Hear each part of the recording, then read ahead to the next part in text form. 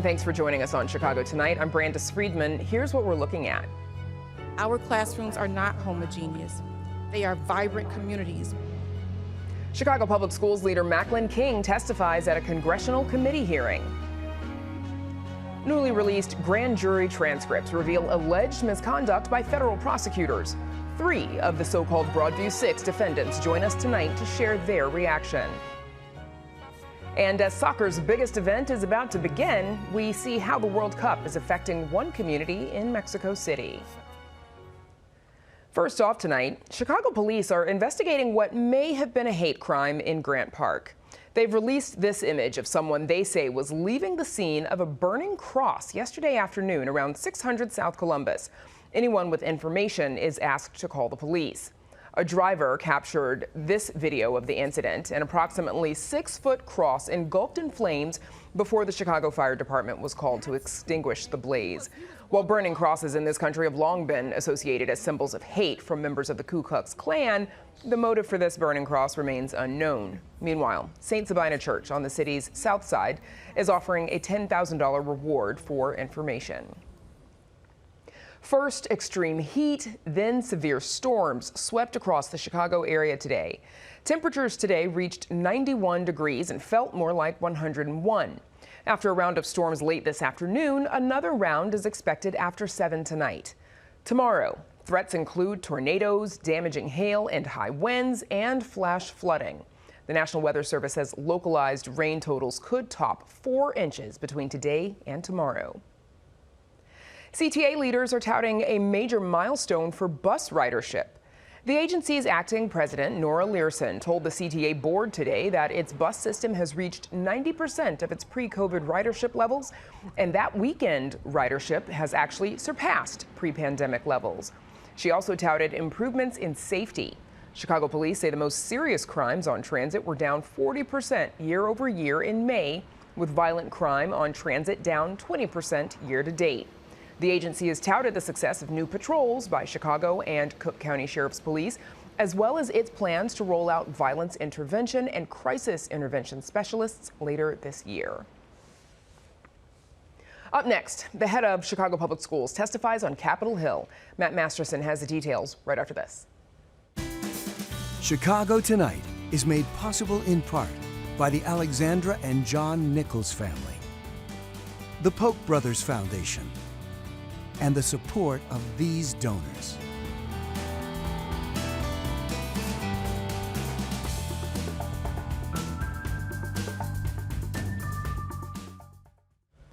The head of Chicago Public Schools made an appearance on Capitol Hill today. CEO Macquline was responding to a subpoena from the U.S. House Committee on Education and Workforce. Lawmakers questioned her on district policies regarding transgender students, the Black Student Success Plan, and May Day protests. Here's some of the opening statements from King and committee chair Tim Walberg. And when classrooms become vehicles for political or ideological agendas, Congress has a responsibility to ask questions. Being a product of Cook County school system myself, thankfully not the Chicago public school system of today. Chicago schools reflect the very best of our nation and our city, diverse, dynamic, and strengthened by people of different backgrounds, cultures, languages, and faiths. Our Matt Masterson joins us now with more. Matt, remind us, why was King subpoenaed by this House committee? Tim Walberg, the Republican head of this committee, had asked King to appear voluntarily multiple times in the past, but she had refused, citing scheduling conflicts and the Trump administration's ongoing investigations into Chicago public schools over its transgender student protections and its Black Student Success Plan. Some Republicans on the committee and in the Trump administration feel that those policies violate federal civil rights laws because they discriminate against non-trans students, non-Black students, respectively, and they had questions about this for King. They sought to ask these to her multiple times in the past, and with a subpoena, she had no choice but to appear. So Republican lawmakers, they asked a number of questions about district policies relating to transgender students. These included questions about locker room use and whether or not parents should be notified if their child is transitioning genders. How did King respond to those? King repeatedly said to the committee that all district policies fall in line with Illinois Illinois state law. That was her response to several questions about whether trans students are allowed to use the bathrooms or locker rooms that meet their gender identity, whether they are allowed to go on field trips and sleep in the same room as students of the same gender as them, and whether or not CPS teachers have ever lied to parents about the names that transitioning students use while they're in school. King said she'd never heard of any instance of teachers lying to parents about this, but she repeated the line over and over again that CPS policies fall in line with state law. And this wasn't a pleasant response from many of the congressmen who wanted more from her, but that was the line that she kept to while she was questioned. What did the Democrats on the committee ask her? Democrats were far more welcoming, as you might imagine. They asked about parent engagement with CPS, about some of the student achievement, and some of the success, the positives of the Black Student Success Plan, which seeks to improve learning experiences and outcomes for its Black students. King repeatedly touted that program, and she said that there's a wealth of diversity and engagement and experiences and needs throughout the CPS student body, and that the school district does everything that it can to meet those needs and provide for all the students that it can. So this year's May Day protests also came up. What happened in those exchanges? Right, as you're sure you remember, CPS and CTU went back and forth about allowing students or teachers to attend this. CPS did hold classes that day, but allowed students and educators to attend the International Workers' Day rally downtown. Some of the Congress people spoke today about how the district allowed students to attend a political rally. They said this was politically slanted because there were many anti-Trump signs and many anti-Trump slogans that were chanted there. But King maintained that this was not a political rally, that this was simply an International Workers' Day event, and that students were allowed to go for it for that reason. Okay, Matt Masterson, thanks so much. Thanks, Brandis. And you can read Matt's full story on our website. It is all at WTTW.com/news. Education reporting on Chicago Tonight is brought to you in part by Press Forward Chicago.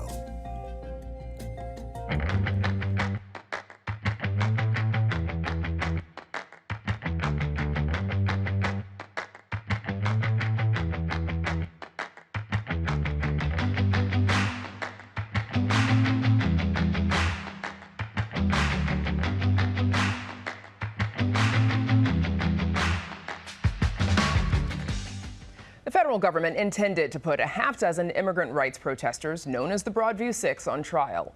Instead, it is the federal prosecutors themselves who are facing scrutiny. All of the charges were abruptly dropped last month, just days before the trial. Now, newly released grand jury transcripts are fueling allegations of prosecutorial misconduct and amplifying calls for the resignation of Chicago's U.S. Attorney Andrew Boutros.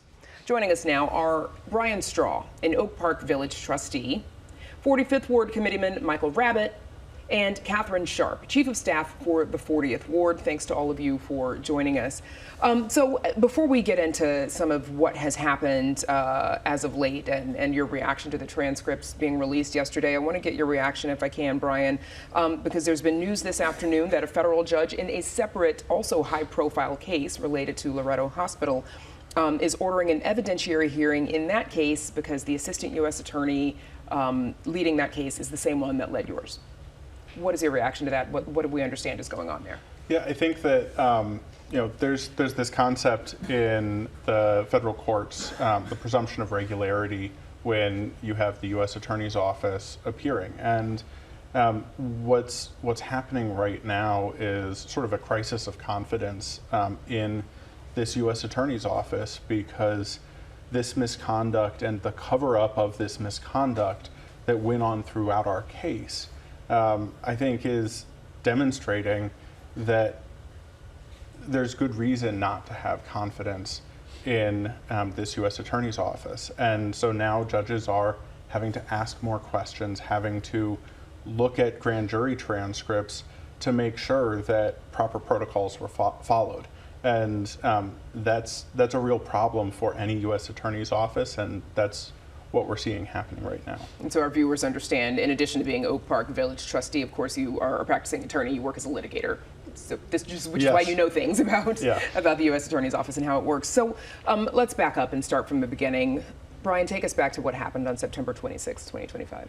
Yeah, all of us were there to stand up for our immigrant neighbors and to stand up for core constitutional rights. The first thing I did that day was I tied the due process clause of the U.S. Constitution onto the gate outside of the ICE detention facility. And that's the spirit that I think all of us were coming to this protest with. And it's truly the same spirit that's been a through line for how we have conducted ourselves through this case, because we've been fighting for the First Amendment, because the conspiracy charge in this case is a frontal assault on the First Amendment right of assembly, the right to protest. And what we've seen with the grand jury transcript issue that has evolved over the last 7 months is truly an assault on the Fifth Amendment right to have a grand jury process that is fair. And so we were all out there fighting for core constitutional rights that should be afforded to all of our neighbors. And throughout this process, the reason all of us have continued to stand and fight is for those same types of core constitutional rights. And I think that that's what you're seeing going forward as well, where we're fighting for transparency and accountability and the kind of government that all of us can trust in. Kat, remind me, or take us back to where you were that day. I mean, we were just looking at the video, of course. I think I saw a redhead in the crowd somewhere, but where were you, and what happened when we see what happened on camera? So there's our videos from that day. There are a substantial number of videos that show protesters, including myself, were involved in what's called a Jericho walk. You can see from the video that there is a stop sign there, there are curb cuts, it is a crosswalk there, and we were walking in the intersection.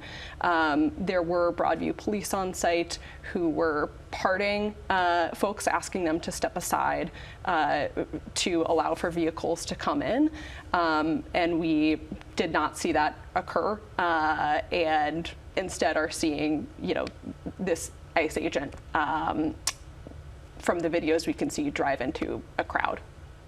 I'm sure you did not anticipate an indictment would come from that later on. Michael, over to you. Where were you, and when did you learn of the indictment later? So my wife and I were actually in Portugal celebrating our 30-year wedding anniversary. The call from the FBI came in overnight, given the time difference. So I woke up in Lisbon, Portugal, and checked messages on my phone, and I saw that I had 2 messages from the FBI saying there was an indictment. I had been indicted, and that I had to turn myself in the next day. So, being out of the country, was definitely feeling very insecure. I was very shocked. I actually didn't think it was real. I thought it was a scam. But then I noticed that in the message it did mention I was at Broadview on September 26th, and then I looked up that they mentioned the AUSA's name. I looked that up and I saw that it was real. So at that point I rapidly secured an attorney, and we was concerned about getting back into the country, to be honest with you. I was very stressed. I talked to a member of Congress who warned me that you have to be prepared, they might detain you. And I said, well, my attorney says that won't happen. And they said, Michael, you need to take this seriously because this is the Trump administration and they don't follow the law. Okay, so transcripts, as we've mentioned, from grand jury proceedings, they were unsealed yesterday. Here is an excerpt from October 9, where Assistant U.S. Attorney Sherry Mecklenburg, this is where she told jurors, quote, "I know you and I trust you and you know me and you trust me, and I would never ask you to charge somebody if I didn't think there was probable cause. And you've asked me before, well, what about this person? And I said, I don't charge people unless I'm absolutely sure." Kat, what's your reaction to when you learned that she said that to grand jurors? I mean, this was just the start of a long set of transcripts that show multiple instances of prosecutorial misconduct. From the get-go, I believe that's on the first page, that is vouching, which prosecutors are not able to do. They also removed grand jurors from the grand jury who disagreed with the basis of these charges, who saw the evidence presented to them and decided that this case was, I won't repeat the words that were used. A crock of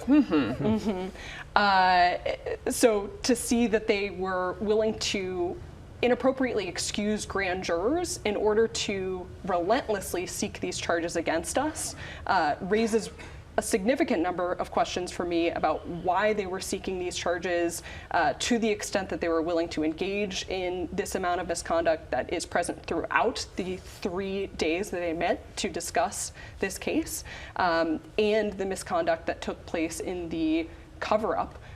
We know that there were assistant U.S. attorneys as well as the U.S. attorney who knew about this initial misconduct and did not inform the defense, Judge Perry, or the public. Right, you mentioned, the transcript showing that the jurors themselves were skeptical. That October 23rd transcript shows Mecklenburg acknowledging that she had even spoken to grand jurors outside of the hearings, which of course we know she's not allowed to do. Brian, what was your reaction to these documents? I was shocked by what I saw, and I had an incredible amount of gratitude to the grand jurors, because I think one of the things you see when you read the transcripts is grand jurors, everyday people from the Chicagoland area saying, wait, this isn't right. What you're charging here is wrong. And the only way that this indictment was handed up was by all of these various kinds of prosecutorial misconduct being layered upon one upon another. And so we wouldn't have been suffering these last 7 months if it weren't for the incredible prosecutorial misconduct and the cover-up, which Judge Perry talked about being worse than the misconduct that we see in those transcripts, because the AUSA has played a shell game to try to prevent us and prevent the judge from seeing this misconduct. They redacted the transcripts, they dismissed some charges, they did everything they could to prevent the judge from seeing this misconduct so that they could still proceed to trial. And you talk about, all of you suffering over the last 7 months or so. What has this meant for your personal life? Yeah, I mean, a couple weeks after the indictment was unsealed, my family had to leave my house while a threatening call was investigated. My children have had nightmares. I had to figure out how my wife and I would be able to afford our legal defense. And so the last 7 months have been hell. But one of my overriding takeaways is gratitude, because while we were standing up for our community was standing with us and standing behind us. And we would not have been able to take on this fight without that. And so the government wants you to be afraid to stand up, but I think that knowing that people will stand with you helps you to have the courage to stand up. And I want to get to Michael and Kat before we run out of time. How has your life been personally affected by this, Michael? Well, Brian mentioned, there's a personal toll. It's really hard on your family. We had to show up for many hearings, had to take vacation days from work just to be at the hearings. It prevented me from putting as much time as I'd like into my political organizing work and advocating for the issues that I'm passionate about. Kat, it impacted, you were running a campaign Yes. at the same time yourself. What other ways has this impacted you and, of course, your work and career life? So I got married less than a year ago. We're coming up on my anniversary. And for me, I think we were all thinking about what our futures would look like. The charges that we were facing potentially have a prison sentence of up to 7 years. So, would my husband and I get to start a family? Would folks get to see their children's weddings or graduations? It had a serious personal toll on thinking about what the future could look like when we were facing not just prison, but now a significant amount of legal debt. I think for each of us incurring a fairly significant cost. For me, I was running for office, and seeing all of that laid out in front of me, I made the decision that I would have to choose one or the other, and obviously only one of those I could decide to opt out of, and it was ending my political campaign. Okay, and of course we know that all of you are seeking, you filed what's called the Hyde Amendment, which means you are seeking to be recouped for those legal expenses that you've all incurred. That's where we'll have to leave it. Best of luck to the three of you. Thank you so much for joining us, Brian Straw, Michael Rabbitt, and Catherine Sharp. We appreciate it. Thank you. Thank you. Thank you. And we have an open invitation out to Chicago's U.S. Attorney Andrew Boutros to join us on the program. We'd love to hear from you. Back with more right after a look at the weather.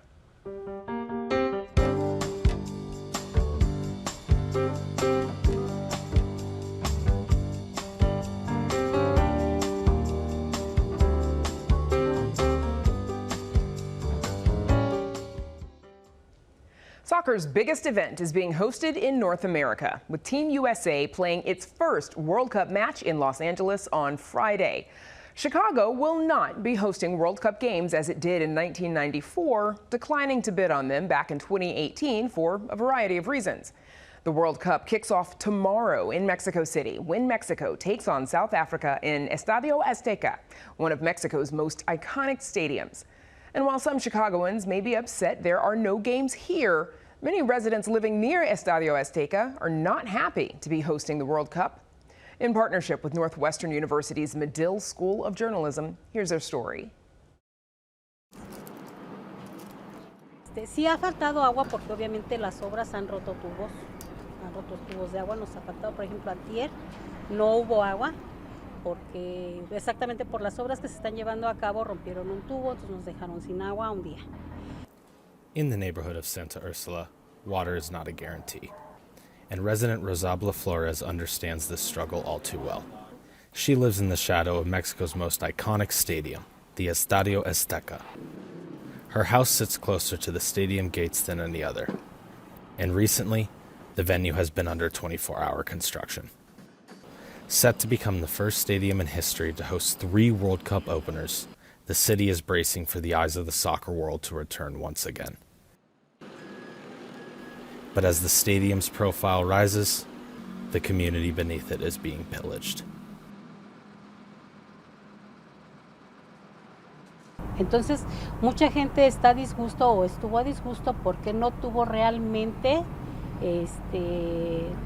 todo el conocimiento de lo que se iba a realizar en el lugar. Government officials set tight deadlines. Construction is moving fast, and the pipes are breaking. The very pipes Rosabla and so many others rely on to survive. But one resident, Ruben Ramirez, is fighting to hold the city accountable. He doesn't hold any official titles or political office, but to the residents of Santa Ursula, he is known as the Warden. Hola, buenas tardes. Buenas tardes. Venimos a hacer una visita para ver cuál es la problemática que tiene usted con respecto al agua. Soy nativo del pueblo y estoy muy interesado en defender sus derechos. The Warden spends his days on the front lines, documenting a reality the soccer world would rather keep hidden. His mission? Track the resources being diverted from his people. And recently, his job has gotten a lot harder. Entonces es muy preocupante esta situación porque estamos entrando a una crisis hídrica que nos va a perjudicar a todos, a toda la ciudad. But the Mexican government paints a different picture. President Claudia Sheinbaum has hailed the upcoming World Cup as a defining chapter for the nation. She insists that the tournament will be a historic moment for the country and inject billions into the economy. Sino también es un momento para compartirle al mundo lo que somos, lo que es México. Pero el gobierno y los gobiernos anteriores nos quieren quitar nuestros derechos constitucionales. ¿Por qué estamos padeciendo de agua si nosotros somos los dueños del territorio y todos los recursos que hay en él? Esa es la realidad. Resident Jose Arteaga says he's heard these economic promises before. He's lived through 2 World Cups in this neighborhood, and he says he's still never seen the benefits. El agua ha disminuido bastante, el flujo de agua. Y aparte, pues en toda mejora siempre viene algo en contra de nosotros. The fans will eventually go home, but the warden says the people of Santa Ursula will be the ones left to navigate the wreckage once this spectacle is complete. Una vez que pase el Mundial, vamos a ver los daños colaterales que ha ocasionado este evento, ¿sí? ¿Por qué? Porque el pueblo originario de Santa Úrsula de la Cuapa ya son 3 mundiales que ha vivido, y de esos 3 mundiales nunca ha recibido un beneficio por parte del Estadio Azteca. Reporting from Santa Ursula, for Medill's School of Journalism and WTTW, Aidan Sloan and Caleb Bunch. Again, the World Cup kicks off tomorrow at 2 p.m. Chicago time at Estadio Azteca in Mexico City. Back to wrap things up right after this. Reflecting the people and perspectives that make up our communities, this story is part of Chicago Tonight, Latino Voices. And that's our show for this Wednesday night. Be sure to sign up for our free email newsletters, The Daily Chicagoan and Urban Nature at WTTW.com/newsletter. And join us tomorrow night at 5:30 and 10. Now, for all of us here at Chicago Tonight, I'm Brandis Friedman. Thank you for watching. Stay healthy and safe, and have a good night.